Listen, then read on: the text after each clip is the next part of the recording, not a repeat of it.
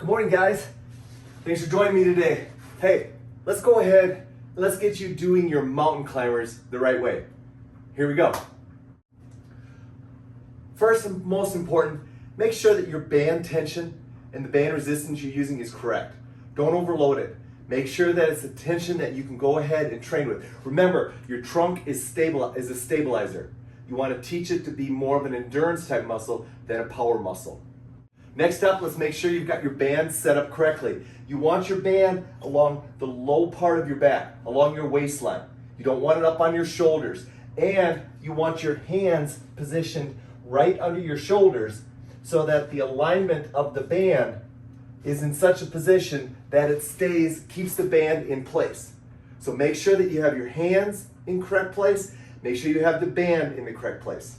Next up, you want to make sure that the band always has tension on it. You don't want to lose tension through your band as you're training. So make sure you place the band in the palms of your hands and then place it on your back and lock yourself in. But keep tension on the band. If you want to go ahead and increase tension, just simply wrap the band around your wrist, lock it down, and now you have a stronger tension on the band to make your trunk work so you don't have to switch out bands. Also, make sure the band is coming between your arm and your body, not over the top of your arm. You don't want to irritate your arm doing that. You'll see a lot of people on social media placing the band over top of their arm. Don't do that. Bring it underneath your arm, much more comfortable, much more effective at training your trunk and keeping the band in position.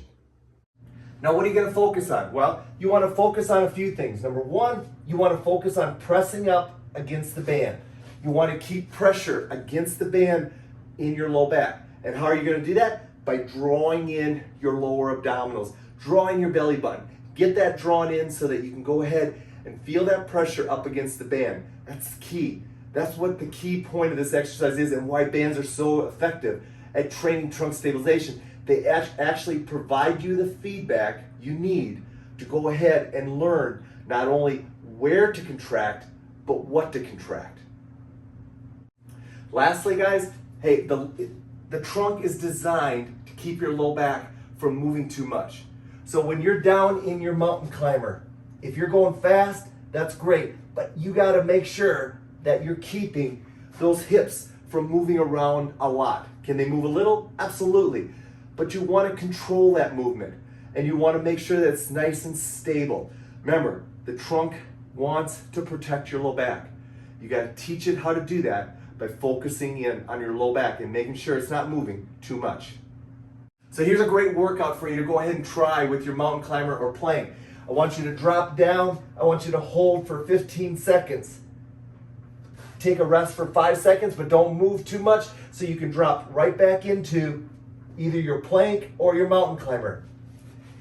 8 sets, 15 seconds on, 5 seconds off. It's a great way to go ahead and throw a little trunk workout in at the end of your workout that focuses on stabilization, specifically using the band to go ahead and teach your trunk exactly what to do. So I hope you enjoyed the coaching video. If you did, make sure you like, share, and subscribe. That more importantly, make sure you start doing your mountain climbers and your planks the right way, placing the band where it should be so you're getting maximum results from your exercises. It's time for me to go ahead and hit some trunk workout. I'll see you soon again in the band gym.